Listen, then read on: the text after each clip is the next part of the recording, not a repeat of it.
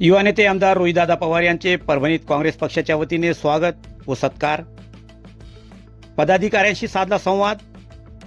छत्रपती संभाजीनगर औरंगाबाद येथे होणाऱ्या अन्नदाता आंदोलनानिमित्त महाराष्ट्रातील युवा नेतृत्व म्हणून ओळख असलेले आमदार रोहितदादा पवार, राष्ट्रवादी काँग्रेस शरद पवार गट यांचे परभणी येथे 26 जून 2026 रोजी आगमन होताच पाथरी नगरीचे माजी नगराध्यक्ष जुनेद खान दुर्रानी व काँग्रेस पक्षाच्या नगरसेवकांनी, कार्यकर्ते व पदाधिकाऱ्यांनी त्यांचे पुष्पहार घालून उत्स्फूर्त स्वागत केले.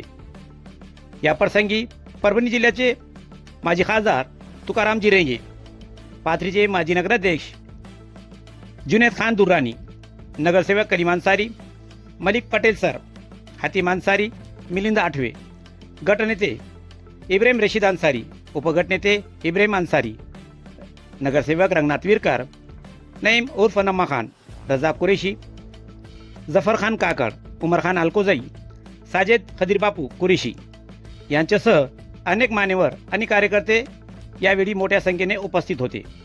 रोहित पवार यांच्या परभणी दौऱ्यामुळे परभणी जिल्ह्यातील राजकीय वर्तुळात विविध चर्चांना उधाण आले असून त्यांच्या या भेटीकडे राजकीय निरीक्षकांचेही लक्ष लागलेले आहेत. आपण पाहतात SKF न्यूज. सलमान सय्यद सोबत पाथरी.